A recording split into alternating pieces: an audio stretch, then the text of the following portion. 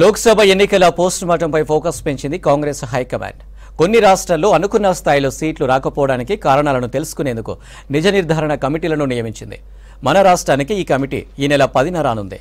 ఓడిపోయిన నియోజకవర్గాల్లో పర్యటించనుంది.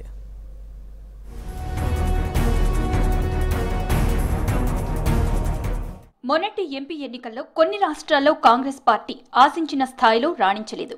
అనుకున్న దానికంటే తక్కువ స్థానాలు రావడంతో గుర్రుగా ఉన్న కాంగ్రెస్ హైకమాండ్ ఓటమికి కారణాలను తెలుసుకునే పనిలో పడింది. తెలంగాణతో పాటు మధ్యప్రదేశ్, ఛత్తీస్గఢ్, ఒరిస్సా, ఢిల్లీ, ఉత్తరాఖండ్, హిమాచల్ ప్రదేశ్, కర్ణాటక రాష్ట్రాలకు ఫ్యాక్ట్ ఫైండింగ్ కమిటీలను వేసింది. ఈ కమిటీలు ఆయా రాష్ట్రాల్లో పర్యటించి ఎంపీ ఎన్నికల్లో వైఫల్యాలకు గల కారణాలు తెలుసుకుని హైకమాండ్ కు రిపోర్టులు అందించనున్నాయి. ఈ నెల 10న ఏఐసీసీ వేసిన కురియన్ నేతృత్వంలోని 3 సభ్యుల కమిటీ రాష్ట్రానికి రానుంది. 2-3 రోజుల పాటు రాష్ట్రంలోని వివిధ ప్రాంతాల్లో పర్యటించనుంది. ప్రధానంగా ఓటమి పాలైన నియోజకవర్గాల్లో పర్యటించి సమాచారం సేకరించనుంది. అభ్యర్థులతో పాటు ఆయా పార్లమెంటు పరిధిలోని ముఖ్య నేతల నుండి ఓటమికి గల కారణాలు తెలుసుకోనున్నారు. అదేవిధంగా రాష్ట్ర నేతల అభిప్రాయాలను తెలుసుకోనుంది నిజ నిర్ధారణ కమిటీ.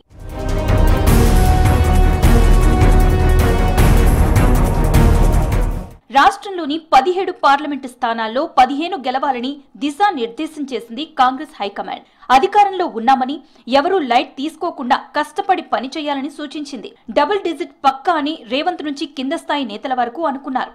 కానీ కాంగ్రెస్ 8 సీట్లలోనే విజయం సాధించింది. కాంగ్రెస్ గెలిచిన 8 సీట్లలో ఒక్క జహీరాబాద్ మినహాయిస్తే అన్ని చోట్ల భారీ మెజారిటీతో విజయం సాధించారు అభ్యర్థులు. అత్యధికంగా నల్గొండ అభ్యర్థి రఘువీర్ 5.5 లక్షలతో రికార్డ్ క్రియేట్ చేశాడు.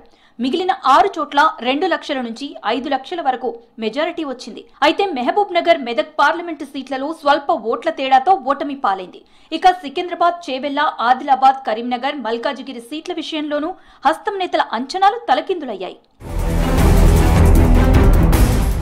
అన్ని పార్లమెంట్ల కంటే మహబూబ్ నగర్, మల్కాజిగిరిలో సీఎం రేవంత్ అత్యధికంగా ప్రచారం చేశారు.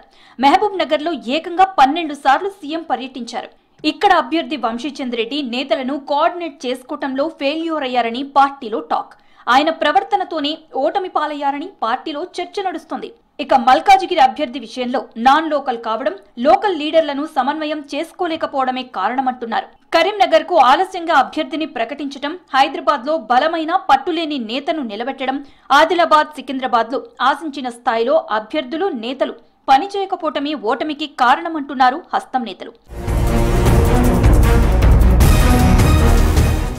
ఏఐసీసీ వేసిన నిజ నిర్ధారణ కమిటీ పార్లమెంటు ఎన్నికల్లో ఓటమికి కారణాలను అన్వేషించనుంది. గ్రౌండ్ లెవెల్లో పర్యటించి నేతల నుంచి అభిప్రాయాలు సేకరించి నివేదికను ఏఐసీసీ పెద్దలకు ఇవ్వనుంది.